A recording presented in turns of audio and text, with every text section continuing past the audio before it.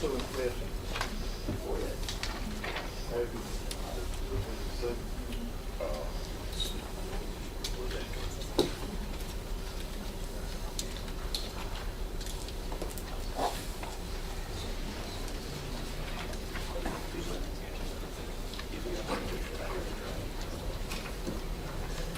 Both of them. Come right in. Good morning. Good morning.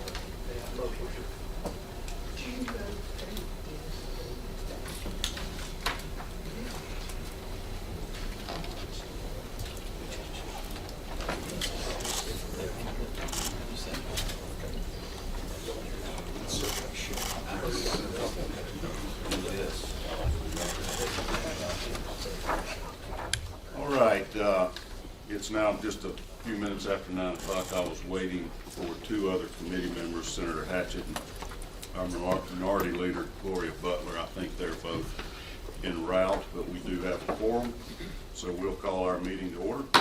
This is the Senate Special Committee on Investigations. We have issued a subpoena on February 28th, and that was issued to Ms. Ashley Merchant, who has been in the news quite a bit lately and had apparently quite a bit of documentation that we thought would be of interest. We also subpoenaed her to testify before the committee this morning, as is permitted by our rules. Ms. Merchant responded to the subpoena, and as required by Monday at noon. And the Secretary of the Senate, Mr. David Cook, has all of the documents produced, and he will keep those in his safe room, I guess we'll call it, David, his repository. I can see you've got a couple of banker's boxes full of records. These are available for any committee member to review at your pleasure. Just get with Mr. Cook. We are keeping them under lock and key, so to speak, so they will not be made available to the public until we determine whether any of them involve confidential information or not. So we'll have those available. The minority whip took some time last night, and I think he may have been the first person to really review all of the records. It's been a few hours there in the Secretary of the Senate's office to review this information. I'm going to make a determination after we have heard this testimony and heard from Ms. Merchant as to whether or not some or all of those documents will remain confidential. I remind the committee members, in our rules, you are bound to confidentiality unless things are publicly disclosed. So for now, we will be reviewing some of the documents during this testimony, but I will ask you, Ms. Merchant, to let us know if anything, in your opinion, is confidential that you would not like for us to publicly disclose for whatever reason, and then I will review the records as well. There are some personal financial records in there that I'm not comfortable at this time disclosing those publicly. But just to sort of set the ground rules here, I will conduct the interview with you. You will be sworn under oath. Ms. Brenda Elwell is our court reporter. She will be making a transcript of all the proceedings, and that will be publicly disclosed for the press if you want to go back and double check and see exactly what was said. That will take a couple of weeks to prepare that transcript, but this meeting is also being live streamed, so it should be easily accessible to the public and anybody interested in this. I'll begin. Ms. Merchant, you are here under a subpoena to testify. I'd like to go ahead and swear you in. If you will please raise your right hand. Do you swear that the testimony that you will give before this committee will be the truth, the whole truth, and nothing but the truth? So help you God. Yes, I do.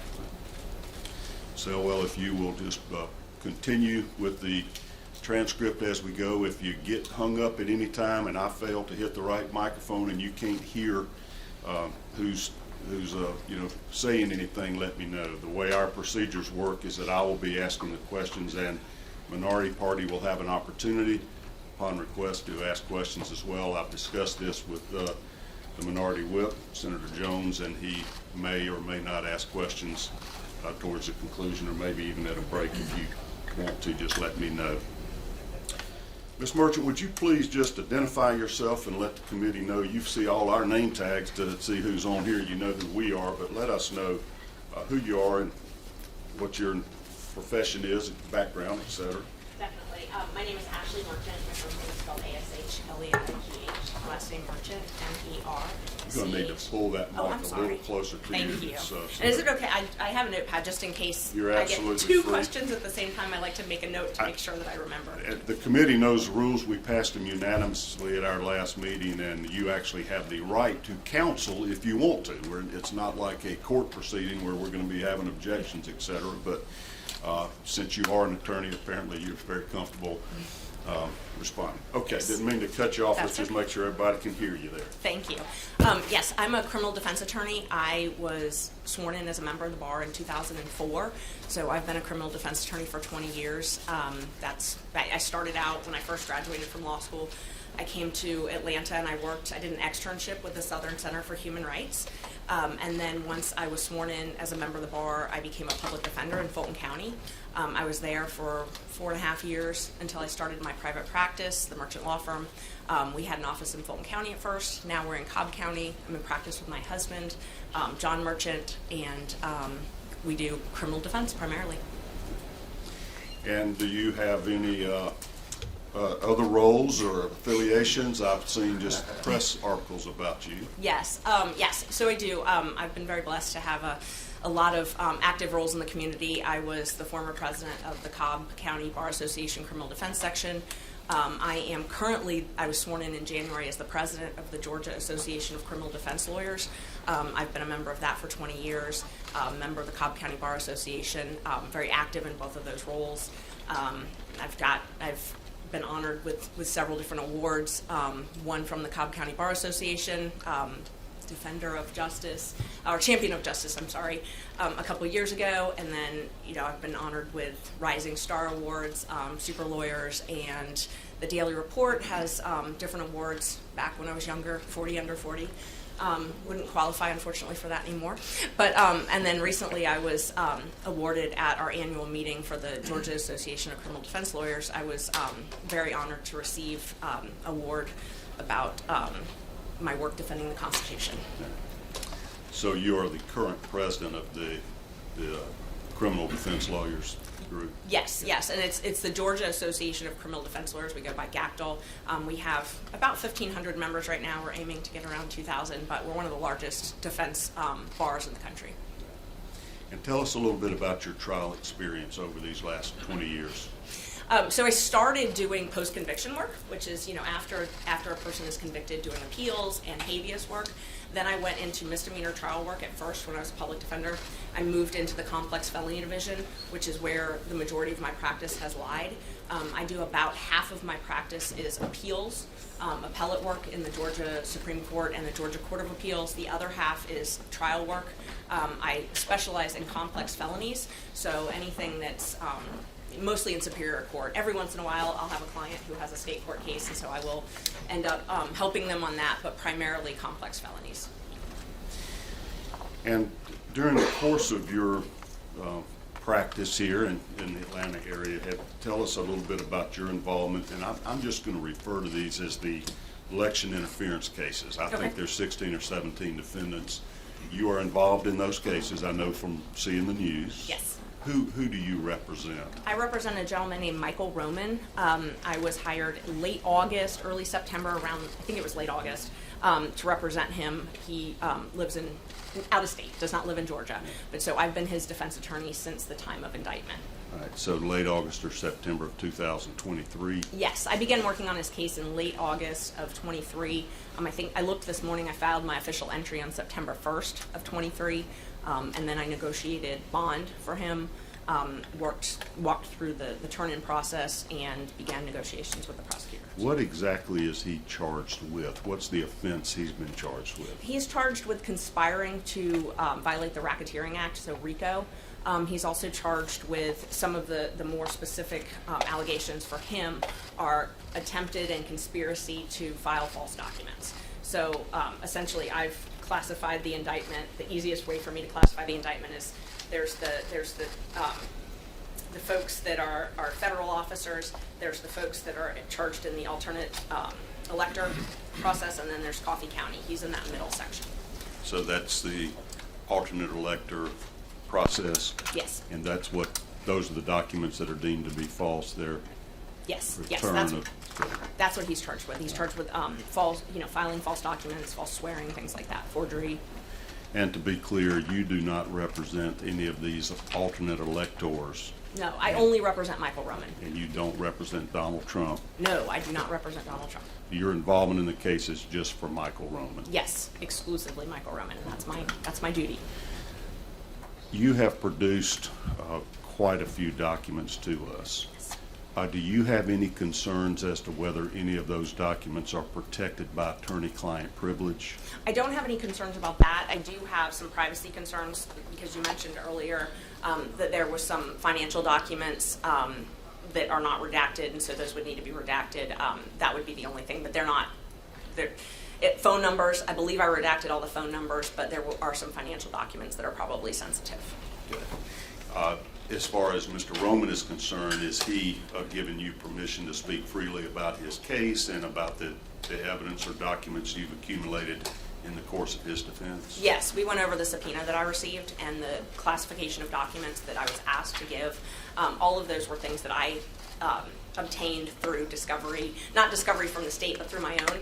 So we have a protective order in the case, so anything that I've obtained through the state could potentially be subject to that protective order, but these were all documents that I obtained through my investigation. Okay. Most of the members of this committee are attorneys, but not Okay. all. Okay. And I recognize that the general public will be hearing some of this, or either now or later. Tell me a little bit about when you're talking about state's discovery. What do you mean by that? I know, but Right. everybody else may not. Yeah, definitely. So we have a statute in Georgia that allows us to do what called opt-in. So if we opt into the discovery statute, that means we're engaging in reciprocal discovery, which means that the state has to give us a copy of all of the material that they plan on using at trial. They also have to give us copies of anything that would be arguably exculpatory. And so in this case, there's been a lot of discovery exchanged because obviously there's a lot of defendants. And if they wanted to classify something as sensitive, they would do so. And then if we wanted to be able to disseminate it to any third party outside of our practice, we would have to have court permission to do that. Yeah. But when we are investigating a case, not everything comes through discovery. So in general, I would investigate a case on my own, and those items are things that I did not receive from the state. So we've got different classes of documents. The documents that I actually received from the state through discovery, through formal discovery, and then documents that I developed on my own. And out of these documents that you've obtained from the state through formal discovery, that they're obligated to provide defense attorneys to fairly defend your client, some of those have been deemed to be sensitive and that are not freely disseminated? Yes. The state, how the protective order works, and the protective order is public. It was publicly filed. If the state deems something sensitive, they let us know that, and if we dispute that or we have some reason that we want it to be able to be disseminated, we would have to go to the court and basically argue over that. Fair to say any of the documents you have provided to our committee were things that you obtained outside of that formal discovery process and are not subject to any protective order? Yes, I did not. Nothing that was subject to the subpoena or that I provided was something that I got from the state, and nothing was subject to that protective order. I went through and was very clear on that. Okay. And I'm wanting to make sure of this because this committee has made it clear from the beginning it is not our intent in any way to interfere with the criminal prosecutions. So I would not want to be circumventing a court order that was for the protection of the privacy of the parties to that case. It is not our job to interfere in that case at all or in your motion to disqualify Ms. Willis. I appreciate that. And I was very cautious because I certainly don't want to go against a court order Sure. Protecting, so I did not disclose any of those documents. So tell me a little bit about the special grand jury process. It sounds like that occurred before you were ever even hired in this case. It did. It occurred, and my client, Mr. Roman, was not involved in that at all. So he was never someone that was issued a target letter or a subpoena or contacted. So he was never involved in that either. So he didn't have counsel, obviously, since he was never involved in the special purpose grand jury. But in my role defending him now, I've obviously reviewed all of the things that happened with the special purpose grand jury that I have access to. So it's my understanding Ms. Willis obtained an order from, at the time it was Chief Judge, I believe it was Judge Brasher, who was the Chief Judge at the time, obtained an order to impanel a special purpose grand jury. And I followed that in the news before I was involved in the case because it's very unique. It's not something that happens very often. Normally when we see a special purpose grand jury, it's some type of investigation into a jail or something like that. So it was kind of unique to see that. But from reading everything, my understanding is a lot of the witnesses weren't willing to necessarily talk without a grand jury, and so that's one of the reasons that they had to impanel a special purpose grand jury. But it was very unique. Yeah, I've been practicing here a long, long time, and I haven't seen a special purpose grand jury to basically advise the DA, apparently, or a subsequent grand jury as to whether there's evidence to prosecute. Is that essentially what it did? That is exactly what it did, yes. So, and now through the discovery process, I've been able to review a lot of the transcripts and also talk with a lot of the lawyers who were involved and the witnesses that were involved in the special purpose grand jury. But that's what they did. They used that process to subpoena, particularly out-of-state witnesses. So in Georgia, it's always difficult when we have a witness who's out of state because we have the interstate compact. We have to get a certification to get a witness subpoenaed from out of state. It is not easy. It is one of the more difficult aspects of our job. So they used the grand jury process, a special purpose grand jury process, to bring in testimony and bring in witnesses from out of state. They issued a lot of target letters to people back and forth. There was a lot of people that were targets and then weren't targets who testified, maybe negotiated some type of immunity, things like that throughout that special purpose grand jury. Okay. And is that made public to other defense attorneys if immunity has been granted to any witnesses? I don't know if it was made public originally. I know that some of it has been provided to us through discovery. We had a motions hearing where the judge ordered that the state give us copies of transcripts because they had everything recorded. So there's a transcript from the special purpose grand jury. It's my understanding there's a transcript from just about everything, but it does appear like sometimes that was cut off. So there are some sections that were recorded and then maybe a section wasn't recorded and then they went back on the record. But it was recorded, which we rarely get in a regular grand jury. We rarely, if ever, get that type of testimony. So that was very unique to have. Is the state required to let you know if they've granted immunity to any witnesses that may have been utilized in this special grand jury process or in seeking the indictment? Yes, they are. And some of that has been given to us through discovery. Some of it has been given to us from other attorneys, the attorneys who maybe represented those parties. There was a lot of back and forth. There were a lot of, and this, I believe this was all public, that some of our state representatives, I think the governor in particular, were subpoenaed, and there was back and forth over who could grant immunity, who had the power in that office to grant immunity, and that's something that I reviewed in my work on this motion with the DA's office, because Mr. Wade was the one that took over that power. And so the emails that were attached to a lot of the pleadings, it was interesting. It first started out that there was someone else in the DA's office who's actually an employee of the DA's office who was negotiating all of that. And then it evolved to another member of the DA's staff, and then ultimately it was Mr. Wade, and there's emails where he said, I'm it. I'm the only one that can grant immunity. I'm the only one that has the power to do this. I'm in charge. Was he engaged or involved in this special grand jury process? Oh, very much so. He was by far the lead of it. And do you have the timeline of when that special grand jury was authorized and when it began to meet? Yes, I don't know the dates off the top of my head, but there is an order, and I can review it. I brought some of the pleadings with me, but it was authorized sometime. So he was appointed. The timeline, he was appointed in November 2021 to work on this case. It was sometime after that Ms. Willis sought the special purpose grand jury and got authority to do that, and then that went through several months, and then they issued a report to her.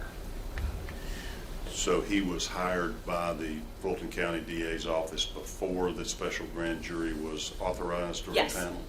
Okay. And so he was involved from the very beginning of that process? Yes, and he was actually hired, I believe, before it was even, I know it was before it was impaneled. I believe it was before the order was even issued, though. And do you know what his role was as what's the official term? A special assistant district attorney? It's a good question. I'm not sure. He usually goes by special counsel or special prosecutor. I don't believe he goes by special assistant district attorney. I don't think he's permitted to do that. I've studied these statutes a lot, and there's no real term for it. I've heard him go by independent counsel, things like that, but I don't really think independent counsel would be an appropriate term because he's not independent. So I've studied, I did not know this before, but I've studied, the structure of the independent counsel in the federal system. They're actually a separate office. They have their own appropriations to have a separate office, and they are kept separate from the U.S. Attorney's Office. So that would be where you get the independent counsel term from, or independent prosecutor. He goes by special usually, so special prosecutor or special counsel, and I think that's because he's not independent. Is this commonly used in the state of Georgia? I don't know the scope of your practice. I'm not familiar with DAs doing this often. No, and so I do practice throughout the state, and I've practiced in almost every county in the state at some point in my career, and it is very rare. I've had instances where there is special counsel, but those are very limited, and I can tell you about those, and then I can also tell you what I did to investigate that, because I had the same question. So first... Just so you'll know why we're asking, the scope of this committee is we've heard a lot of the allegations, and you, as a matter of fact, made most of them, or made right. Some of these public, and there's of course a public, outrage or uproar or concerns about some of the alleged improprieties that you brought forth, both within the in the system, kind of what's appropriate conduct, right. And also financial improprieties. And we're tasked with investigating and finding the true facts, and not just taking the press at face value. And that's why we're asking you for documents, et cetera, so we can independently verify the various allegations that have been made. But we're also specifically tasked with, if necessary, amending existing statutes or creating new statutes to build guardrails or whatever to essentially restore the public faith in our criminal justice system, in its impartiality and its fairness. And I have looked at some of the existing statutes, but it's very sketchy. What is the real authority? And we wonder if we need statutory authority or statutory limitations. And so I want to explore with you a little bit what the authority is for a special grand jury to be conducting a criminal investigation, and also the use of a special assistant district attorney is what I'm referring it to. But so that's the context. You have done that research, so help walk us through this just a little bit. Is there a statutory process that gives authority to utilize a special grand jury to advise a DA or to essentially accumulate evidence for a DA to determine whether or not to indict? Right. So the first question was about whether this happens throughout the state or not. I did do open records to every single district attorney in the entire state of Georgia to find out, because I wanted to know, I knew based on my practice that it was a very rare process, but I wanted to know, I wanted the data. I wanted to actually see it. So we did an open records for every single district attorney. We have received responses from almost all of them. There's only a couple that we haven't, but I don't know that those would be big factors. The few that were remaining, I think it was Augusta that I haven't received one from. But I talked with two of the prosecutors in those districts. There's only two that actually use something that would be akin to this. And one of them said they haven't done it in years, but they have done it.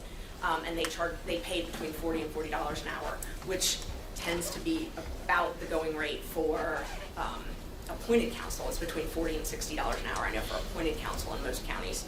And then the other county that did use them, they use a part-time solicitor.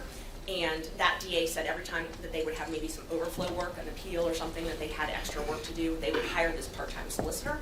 So it was someone who was already a government employee, and they would pay $45 an hour for this person to do work. So those are the only people. This is a very unique to Fulton County, which I assumed, but I didn't know until I did the research. Nobody does this but Fulton County. And the AG's office does it, and so we got a lot of arguments from the state about, well, the Attorney General's office does it, but that's a whole different statute. It's not even the same section. So the Attorney General is authorized because they represent all of the state agencies. They are authorized to hire outside counsel, and they have to because there's a lot of conflict issues, and so it makes sense. So you've got different needs for hiring outside counsel. You've got conflicts if there's a conflict, and if there's a conflict, you'd have to hire someone who's outside of the office. You couldn't hire someone like, in this case, like Mr. Wade, to be special counsel because they're in the office. So you can't, when you have a legal conflict, you have to have, the offices have to be separate. So with the AG, that's usually what happens. Sometimes it's specialized knowledge. I mean, you've got people who are representing commissioners, you've got people who are representing, people in certain agencies in the state, in certain types of power. And so it might be a specialized practice area. So the Attorney General is authorized, and they actually publish it on their website, all of the rates. It's very transparent. So I went through and looked at everybody's rate. I mean, it's very transparent. How much they pay, it's based on experience. They get approval for that. They get approval for the appropriations for it. And it's just extremely transparent, which is in direct contradiction to how it works in Fulton County. And you know how many judicial districts we have in Georgia? I don't. I do not. I could look at my open records request. So the judicial districts, there would be a district attorney for each of those, and so those are who I sent all of this. It's over 50. It's over 50. I think it's 59, but I'm not positive. That's what I think. I think it's 59. So out of those 59, you reached out to all of them to see if their district attorney's offices for each judicial circuit ever utilized a special assistant, outside counsel. Yes. And out of those, only 3 of them have ever done it? Only 2. Only 2. Only 2 had ever done Fulton it. County's one of them. Only 2. Well, yes, I'm sorry. It's 3 counting Fulton County. Yeah. I did not send an open records to Fulton County on that because I already knew that they did it. Is there a statute that authorizes that? There is a statute, and I cite it, if I may, I cite it in my brief. Feel free. Okay, thank you. I don't want to misquote it. Let's see. So it's 15-80-20. And how I came to learn that is I actually contacted the prosecuting attorney's counsel early on in this case, and because I was trying to figure out the legality of this. I did open records and I found out how much money the special counsels in this case were being paid. And there's about 20 different people in Fulton County that are paid under this type of arrangement. It's the largest personnel budget item in the DA's office. Why wouldn't you just hire more assistant DAs and have them in-house? That's what I didn't understand, and that's what, I mean, in my opinion, obviously, I think that's what should happen. But the reason that it wouldn't happen is because if you're hired as an assistant DA, you can't take private work. So the statutes, and they're all in section 15-18, 15-18, the one that gives the authority for this is 20. But all of those, if you read all of them, it makes it very clear that if you're going to hire more assistant DAs, they have to be paid the statutory rate. So you can't just pay an assistant DA anything you want. You could not pay them $300,000, something like that. What is that statutory rate? I don't know it off the top of my head, but it is in the statute. I know that, like, District Attorney Willis, for example, I think it's around $200,000, and that's one of the top paid people. So most of the people are paid, somewhere between $100,000 and $150,000, something like that, depending on their role, depending on county supplements. So what the statute says is it gives a state salary, and then you can get a county supplement. But all of that is around that range. I'd say around $150,000.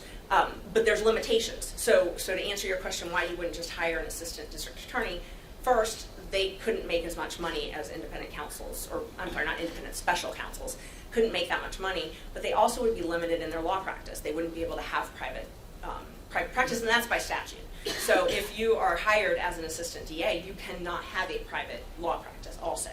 Do you know how many there are in Fulton County DA's office? How many special prosecutors? No, how many assistant district attorneys? No, I actually opened records that, and it was declined. So we actually have a pending open records lawsuit, which I did bring. I asked for that. I asked for how many were hired, when they were fired, and they declined to give me that under the Open Records Act. So we ended up filing a lawsuit, and that's still pending. Because it just occurs to me, I think there's certainly dozens of them Oh, yes. Maybe 100. I think 100 would be a fair example, or a fair number based on, just my knowledge of it. But there's quite a few, and, if you had a certain amount of money that, they spend several $1 million on these special prosecutors, that could be spent on a lot more assistant district attorneys. Do you know the process in Fulton County on how you approve the budget for the DA's office? Is that something controlled by the county, or does the DA have total discretion? It's controlled by the county, and I do know, I actually went back and watched a lot of budget meetings. They have their budget meetings online.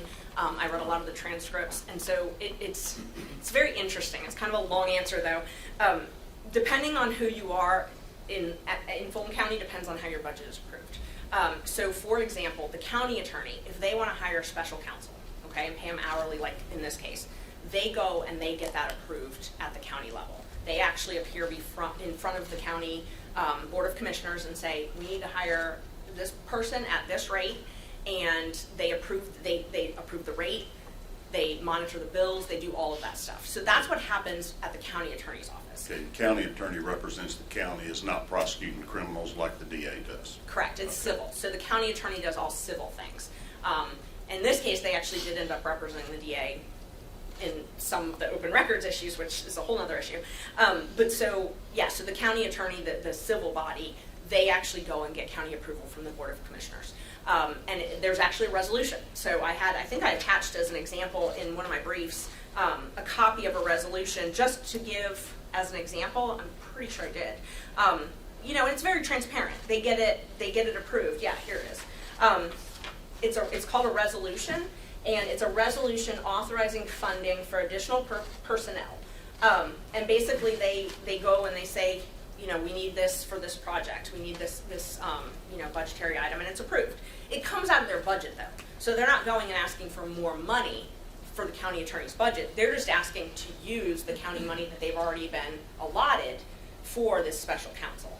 The district attorney has taken a different position, and I was surprised. So I watched hundreds of hours of Board of County Commissioners meetings just to make sure that I wasn't missing anything, that she never went and asked for approval for any of these special prosecutors.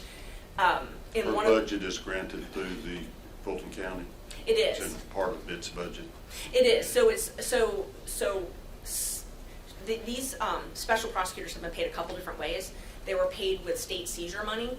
So the first, around $100,000 of Mr. Wade's funding came from state seizure money. It appeared from looking at the budgets for the state seizure that fund ran out. So then it started coming from the general fund. But it was money so Ms. Willis had a budget right around the time that she hired Mr. Wade and these other special prosecutors. She went and asked for more money for a backlog, and so she was given extra money, and that money's been renewed since. It was given to her to hire 55 additional personnel, and it's actually in the resolution. She went in front of the Board of County Commissioners and asked for it. When was that? Do you know? I do, actually, because I attached it to my brief. So I know the dates of things. September 15th, 2021 is when she presented her PowerPoint to the Fulton County Board of County Commissioners, and she gave a lot of statistics about all the unindicted homicides. It was mainly about homicides. It is, there was some about sexual offenses, but it was almost all about homicides. She said that, why am I here? The great trifecta: crime is on the rise, historic mismanagement, and then the COVID backlog. And so she asked for quite a bit of money to hire additional personnel. It was, I can tell you, that year it was $780,000. That's in the fall of 2021, just before this special grand jury was impounded? Yes. So that happened, she was awarded that money September 15th, 2021, and she actually did get the resolution and the process that you would normally expect. How much was that addition or increase to her budget? Not to exceed $5 million. Wow. So she was awarded for the end of 2021, which this is September 15th. She was awarded for September until December 31st, $780,000. It said, and then the next year, not to exceed up to $5 million. so hang on for 1 minute. My vice chairman here, Chairman Dolezal, is way more high-tech oriented than I am. Okay. He has downloaded some of your documents that you produced to us that I had asked him to have available so we could see them here. And I think you have produced to us this PowerPoint presentation that Ms. Willis made to the County Commission in September of '21 to allegedly fund backlog of murder cases, et cetera. Yes, that would be Exhibit A to that motion. Yes, Yeah. that's it. And is that what we have on the screen here? Let's see if we can flip this one right. It is. Okay. So this is part of her PowerPoint presentation for additional funding over and above her previously appropriated budget from the county? Yes. Yes, it is. Okay. All right, so what were the county procedures for approval of funding for, additional outside counsel, or in this case, it sounded like she was going to hire 55 people in-house to help Right. with the backlog. But does the county have guidelines or rules or regulations as to how you get funding approved for either additional staff to work on her backlog of homicides or for special counsel to assist you? Oh, yeah. Yes. What are those proper procedures? You have to get approval by the Board of County Commissioners. And the statute, so the statute that I cited originally, 15/18/20, that statute actually is the one that it says that you can hire additional personnel like this, but it has to have county approval. So, the statute says it already. When you were asking about it changing statutes, it's clear in the statute that it has to be approved by either local law or the governing authority, which would be the county in this place, and in this instance. And it's very specific that it can't be paid with state funds. Anything in that September 15th of 2021 proposal or request for funding that addressed or contemplated special counsel to pursue indictments against folks for election fraud? No, not at all. And I watched the video. It's online. Her speech, where she used the PowerPoint in the speech. There's nothing about that at all. And in fact, what was submitted was pretty specific. It was to hire 55 new employees, not contractors, employees, in November 2021 and December 2021. And I did open records based on this, asking who was hired and the dates of hire, because I wanted to be able to track that, and that was denied. And who made that denial, the DA's office or the county? The DA's office. And I did bring the open records lawsuit, just in case you had any questions about that. So it was the county, and I can tell you when I filed it. Let me see. And we went back and forth. I requested it several times, but it was Dexter Bond at the DA's office who sent a letter back and said, we don't have that. We don't have to give it to you.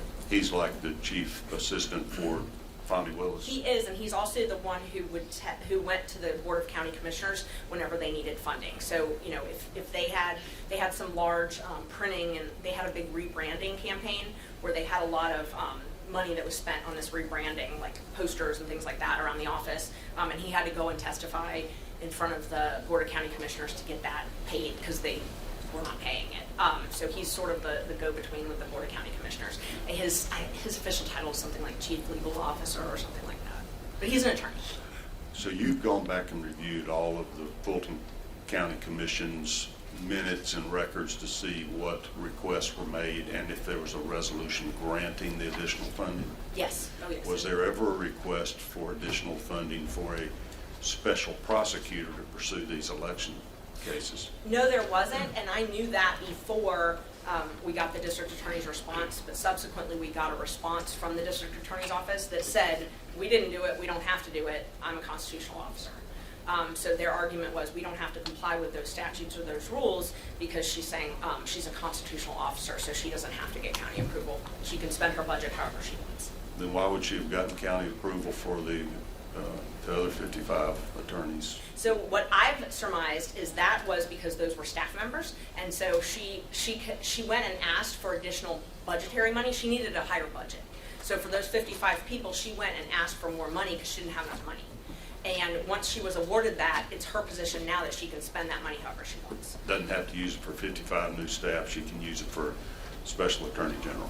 Yes. Not attorney general, but Special DA. counsel, right, Okay, yes. counsel. Essentially, that is their argument in their reply briefs that they filed in court, that they have inherent authority, they don't have to comply with the county ordinances, don't have to comply with the statute.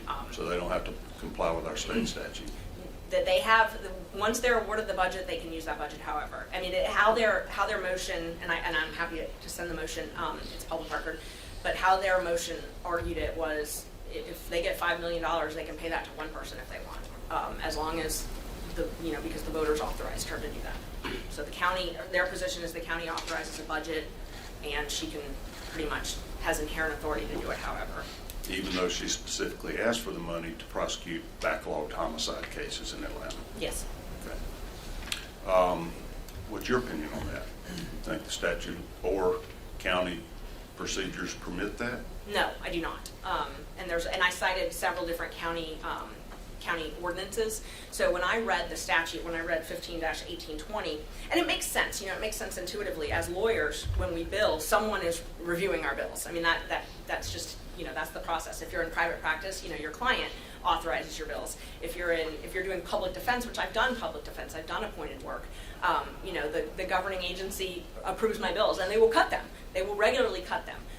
If they're too high. And so there's always some type of budgetary authority that's reviewing everything. So I thought it was very strange that in this case there isn't one, and that there's really no oversight, because it is public money. So I know that it's an elected official, but it's still public money. And I don't live in Fulton County, so it would probably aggravate me more if I did. So we have the code section up that you're referencing for prosecuting attorneys getting additional personnel. That's what Mr. Wade would qualify as, correct? Yes. So under B, that's the section that authorizes the appointment of special counsel, and it says the manner and amount of compensation to be paid is fixed by either local act or by the district attorney with the approval of the county. And so that's where that's our argument that this was not appropriate expenditure because it did not have county approval. So our state law requires if a DA is going to go seek outside counsel, I'm going to call them, that must be approved by the county commission. Yes, without a doubt. And there are only 3 circuits that have even utilized this procedure. Yes. Do you have any idea what rates of pay were approved in those other judicial districts, or whether they went through some type of approval? So one was $40 and one was $45, and the annual amount that they spent did not exceed $2,000. And what did Mr. Wade receive? He's received about $700,000 so far. And what's he paid per hour? $250 an hour. Has Fulton County been given any opportunity to approve or reject those bills, or the fact that he's even hired? No, and that's an interesting point. So one of the things that the district attorney argued in their motions was that they don't have to have the actual bills approved. So she is the one that approves the bills. So essentially what happens was he would submit an invoice and she would sign off on it and send it to purchasing, and then purchasing would pay for it. So their argument in their motion was that the oversight is by purchasing saying a pay, that she would be the one that reviewed the time. So Ms. Willis reviews the time, and then it gets submitted to purchasing, and purchasing then pays it. And so that's the oversight, in her opinion. In the state's opinion, the oversight is from purchasing, but purchasing just gets a bill and pays it. They don't actually look at it and see if the work's done. Does Ms. Willis do that? Is she required to approve these bills submitted by the special counsel? So the contracts indicate that the bills are submitted to her. She doesn't sign off on all of them. A lot of them were signed off on by other people in her office, purchasing people and things like that. So there's no evidence that I was able to find that she actually scrutinized these bills or reviewed them or anything like that, but she may have. And you mentioned that attorneys that are working for state agencies or whatever, including the special assistant attorney generals, submit bills on itemized statement on what services they've rendered? Yes, and the Attorney General has very specific guidelines on that. What you can bill for, how you have to bill, and is told to remind. There's a reminder that this is public service. So essentially be judicious in your billing. Right. You don't voluntarily get underpaid to be able to Right. help the public. And a lot of people view it as public service, I think. Are those bills submitted in like tenths of, I do some billing, you know, in my job, and it's usually tenth of an hour. Yes. Are there rules or guidelines or sort of standards of practice and how you bill? Yes, so most law firms, I know because my husband used to work at a law firm, is 6-minute increments, and that's how most lawyers bill in the private sector. Public, it appears that most of them are in 10-minute increments. I know that that's what all of the indigent defense groups, they all are 10-minute increments, but I've never seen anything above that. Okay. And on the open records request you made to the other judicial circuits, how did those outside counsel bill? I honestly, I would have to go back and look. They were very small bills though. You know, they were making less than $2,000 a year, so they were small bills, and they were project based, which I think is also different. You know, they would be hired to do a certain project.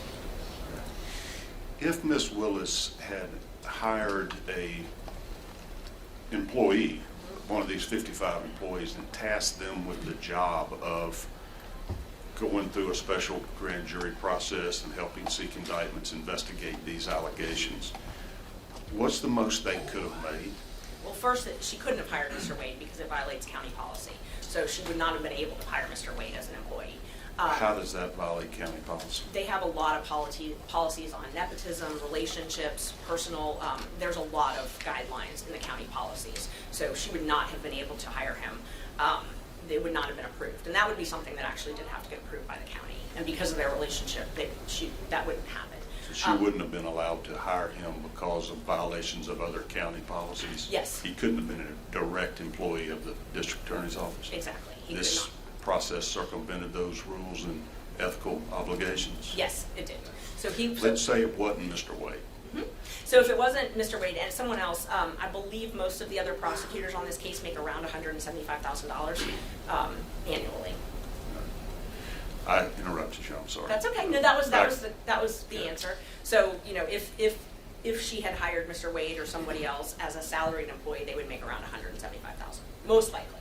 So using this technique that didn't obtain approval and didn't have to follow the ethical guidelines of her own office, she was able to pay him $700,000 over 2 or 3 years. Yes, and way more than he would have made as an employee. Way more, and also he's able to have a private practice, which is significant because you're not able to have a private practice if you're an employee. So that's a big issue. Have you reviewed his billings? Yes, I have.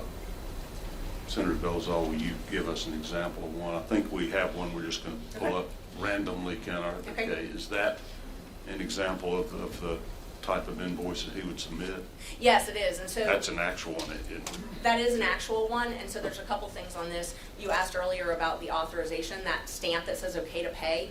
I believe that's Dexter Bond's signature. So that was one where, you know, Ms. Willis didn't approve it or didn't review it, at least as far as we know from the signatures. But her chief legal officer did. Right. So they would do that stamp okay to pay, sign it, and then send it to purchasing.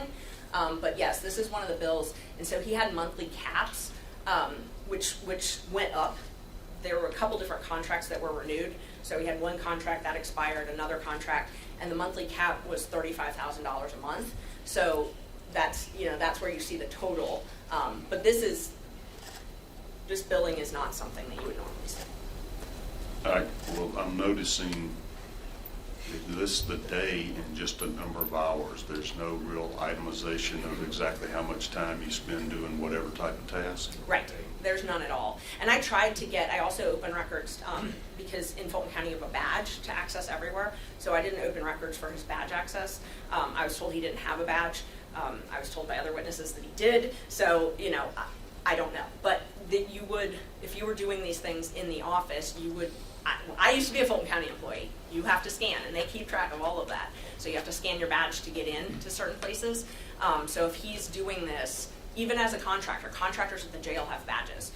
You know, the medical providers have badges. They all have the badges that they scan. I open records to the sheriff and the DA's office, and both of them told me that he did not have a card, an access card.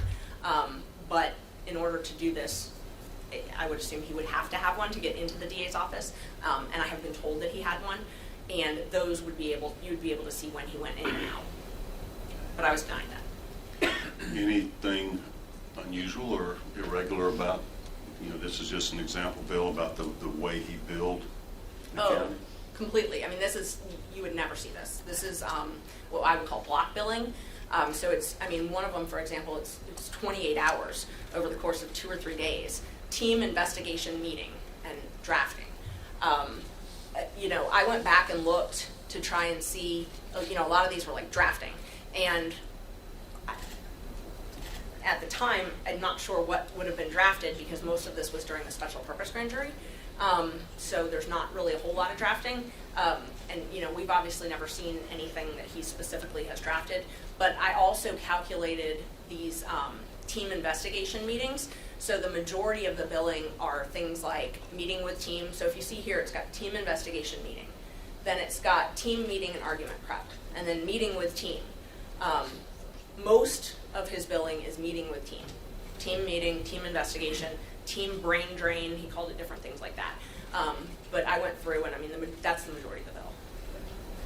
And this wouldn't be standard from what you see at block bill in 8-hour increments instead of, you said, 6-minute increments, or No. more specifically, and does not really give a lot of identification of what's being done. It gives pretty much zero, in my opinion, identification. I mean, this is not something that we would be able to submit to a client ever.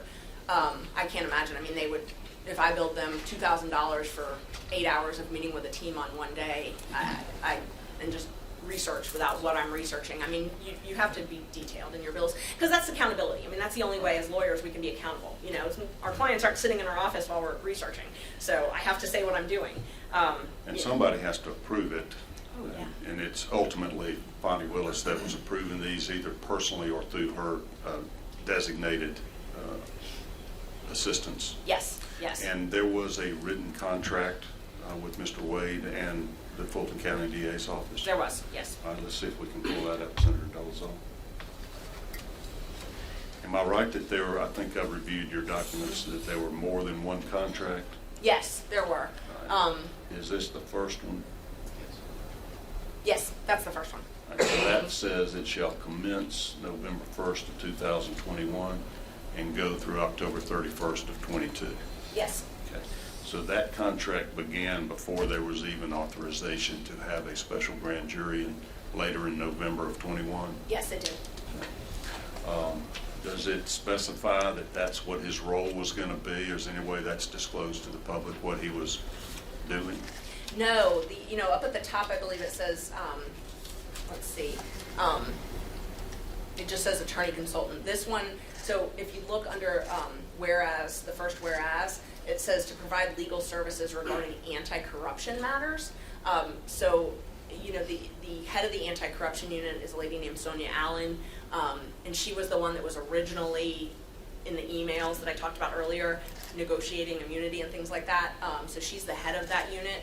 So the DA's office has their own special anti-corruption unit already in-house? They do, and they have a director of that. Sonia Allen is the director, or chief assistant. She heads that unit, and she was the one that was originally on the emails negotiating immunity and things like that. And then it switched over to, there was some issue, I believe it was with Governor Kemp, on him testifying when, all of that stuff, and Mr. Wade took over and said, I'm the only one with authority.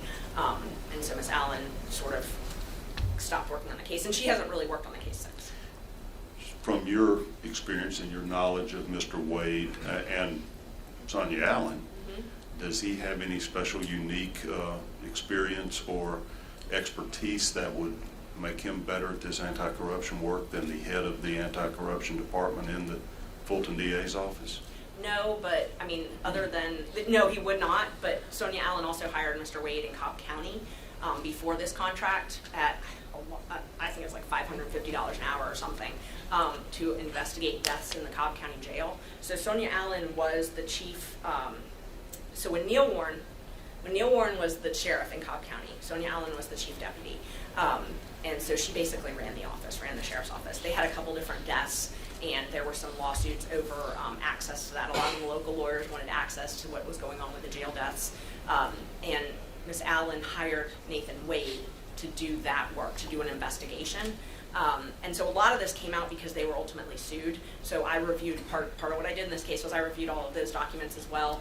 Mr. Wade had to testify because one of the news organizations sued them and said that essentially Ms. Allen hired Mr. Wade to try to get around open records, to say that it was an open investigation so that they didn't have to give the jail recordings to the families about how these inmates died. Mr. Wade was a witness and had to testify, and he had billed a lot of money, which I don't have the figure, but I've got the invoices, but he had billed quite a bit of money to Cobb County, but hadn't produced any documents, and so he had to testify, and his testimony was that everything was in his brain, that he didn't have any written documents from anything.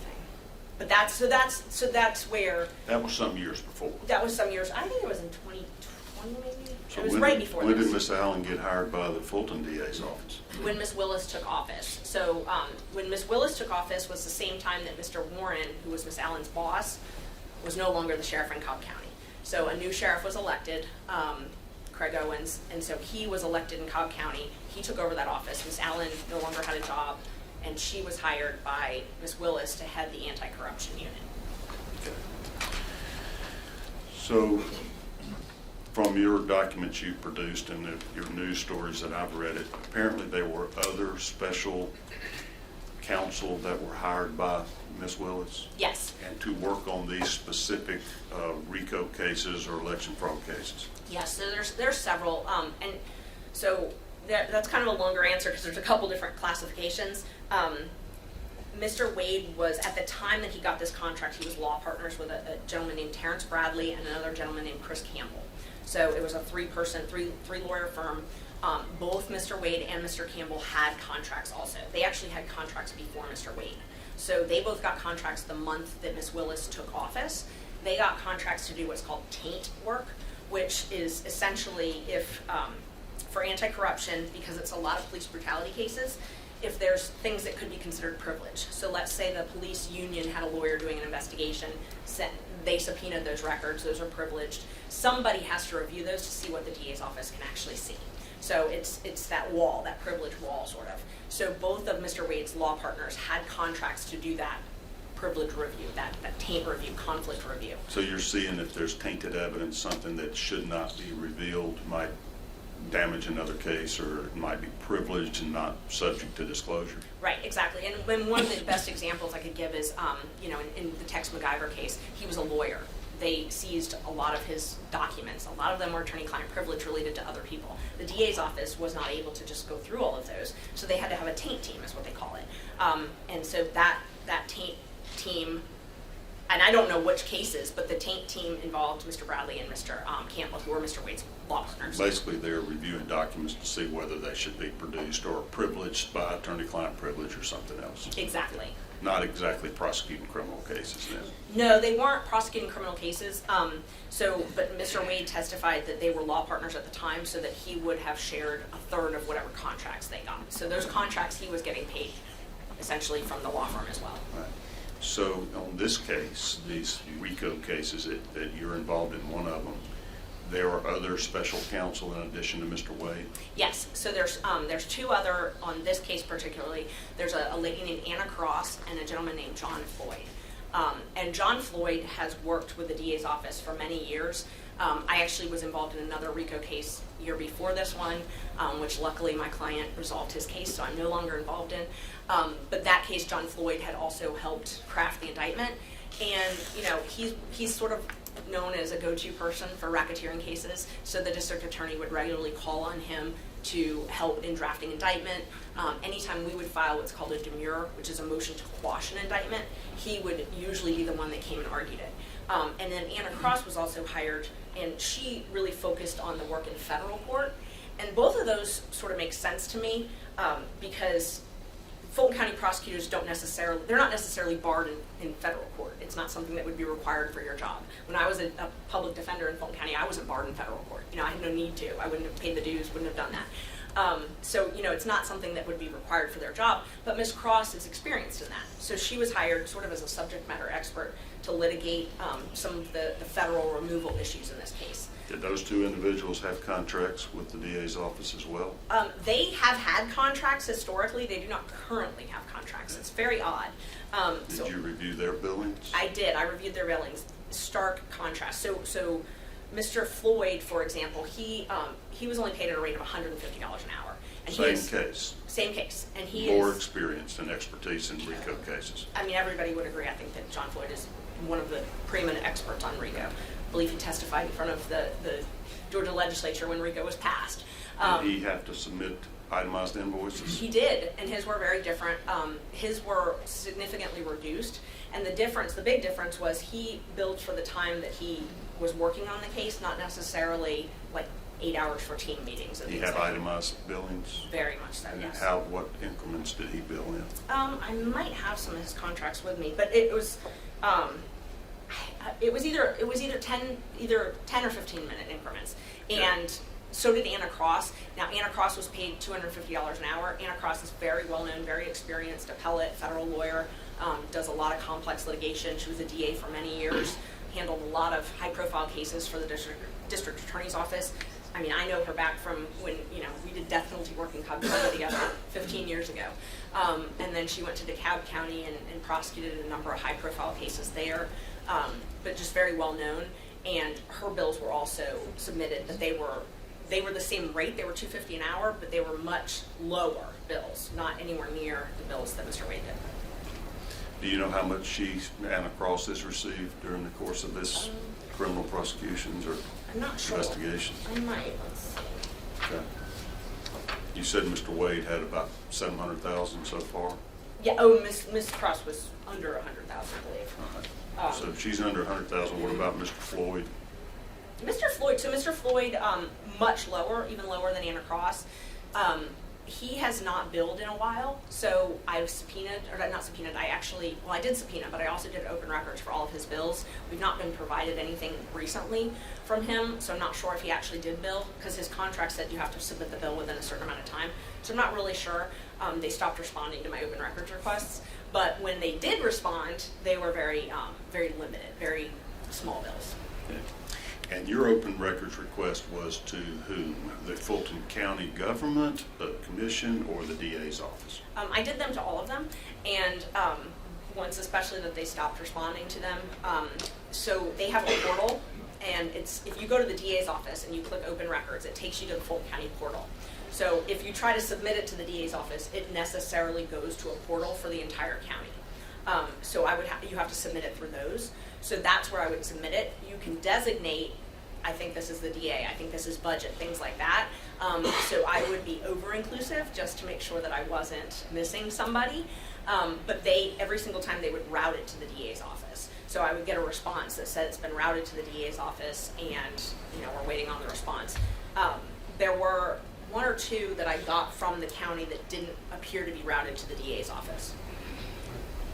And so who's refusing to produce these records to you? The letter came from Dexter Bonds at the DA's office. And Dexter that's Bond. why you filed a lawsuit against the DA's office to force them to comply with open records? Yes. Okay. That's still pending? It is still pending. Fulton County Superior Court? It's Fulton County Superior Court. It's assigned to Judge Krause, I believe, and the county attorney contacted us and says they're going to be responding. So the county attorney is actually defending that lawsuit. And so they're telling you they're going to respond to the case or respond to the request now? You're waiting I to believe see. the case.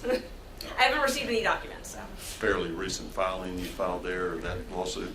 Yeah, so we filed it in January, and then they had a little shutdown in Fulton County where nothing was able to be file stamped. Our process server couldn't serve it until it was file stamped, and the Odyssey, the e-file system in Fulton County was hacked, and so it was shut down for a while. So it took us a little bit of time to get a file stamped copy back, but it's now been served. But it was filed on January 30th.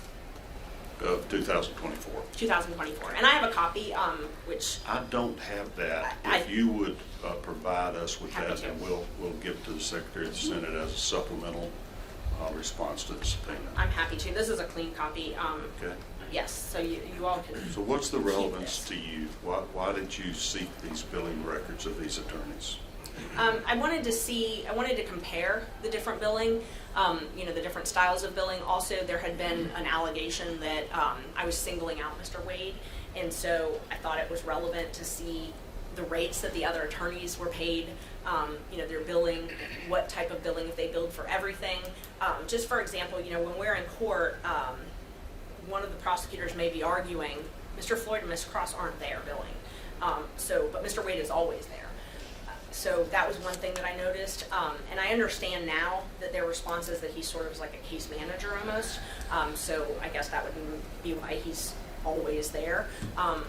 But I wanted to compare them and see. I think I want to show a couple of things. Senator Dolezal, I want to show some of the other billing records, particularly ones that show the trips to D.C.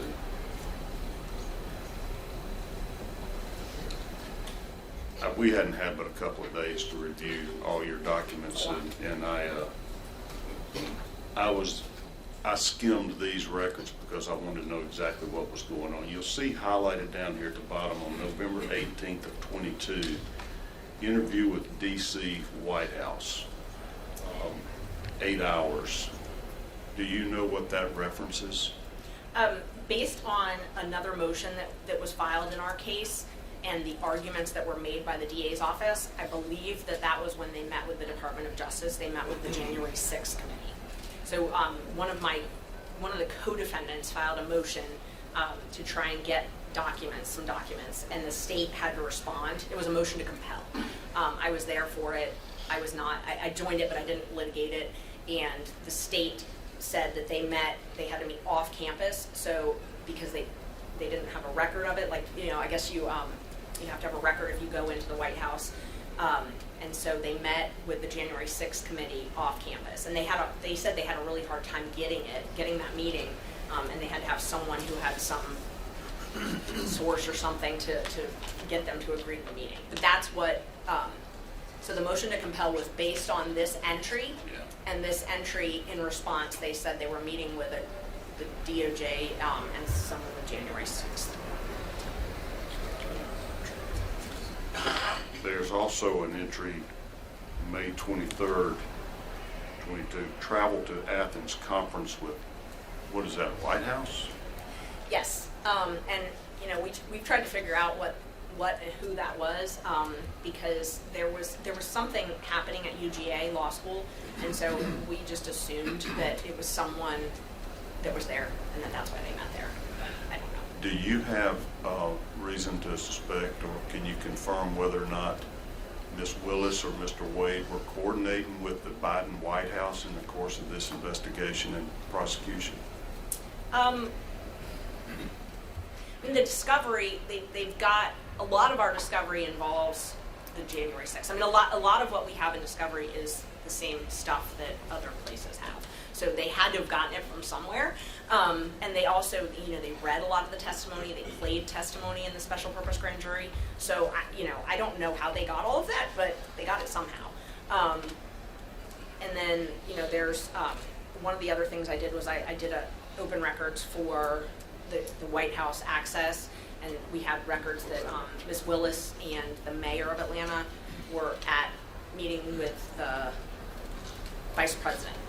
Okay, and so this is the access history. How does that work? The White House keeps records of anybody that comes in and has any kind of official meeting, for sure? Yes, and my understanding is it's highly regulated who can access the White House, and so you have to apply in person or apply ahead of time, and then they give you a time when you make the appointment, and they give you a time when you're allowed to be in and when you have to be out by, and they track you. And I mean, that makes sense. They don't want anybody lingering in the White House, but they keep that. And so they're called WAVE records, I believe is what they're called, and I'm not sure what that's an acronym for, but they're publicly available. They're open records.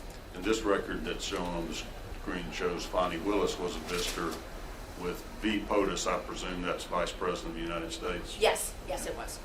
And what was the date of that back in, was that February sometime of 23? February 28, 2023. Is that before the indictment? Yes. Okay. Any further explanation of why Ms. Willis was meeting with the Vice President of the United States? No, I know Dexter Bonds, and I believe that's the same one that Mr. I think it's Dickinson or Dixon, the mayor of Atlanta, was also there. We'll take a short break. We've been going at this for a while. Let's take a somewhere between 5 and 10 minute recess, and we'll be back. Thank you. We're in recess.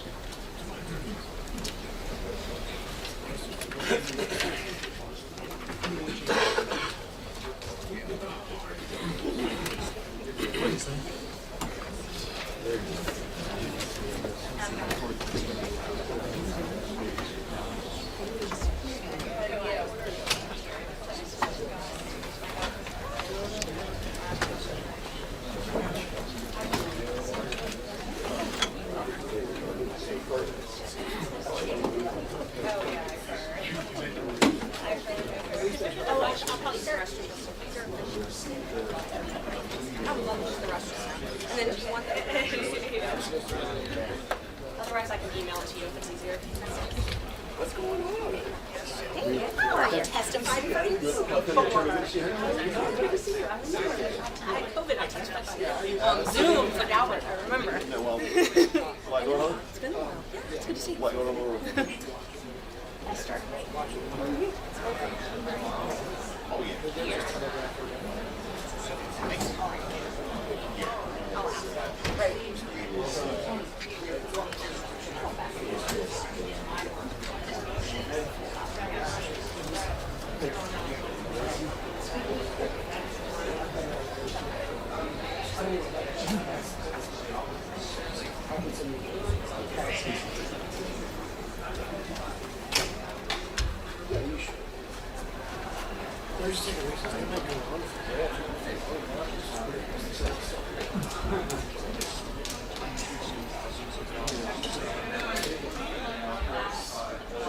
No, he's legit. He's legit. I mean, Jim Jones is in the right next to him. But doers and it's how you put it. That's a story. And a good story. I don't know.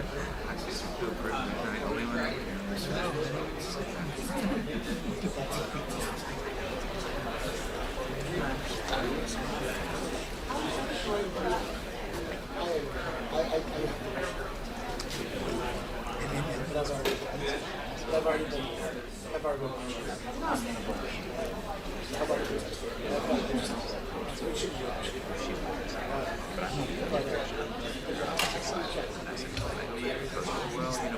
Most people might know where they're saying, yeah, well, he specifically told me. I usually do. Fine, I'll take time.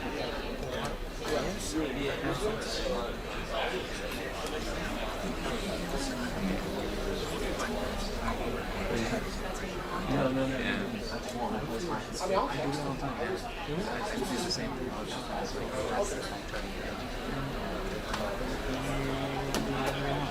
Because No, just get.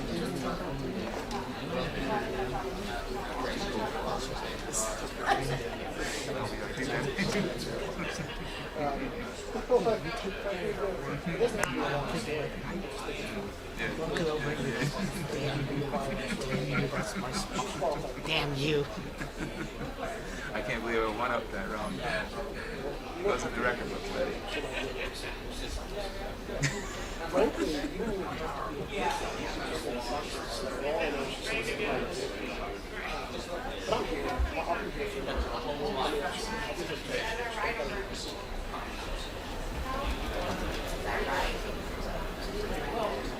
yeah, but if that was it, she would have told us. I mean, I just didn't should we even know? I think it should.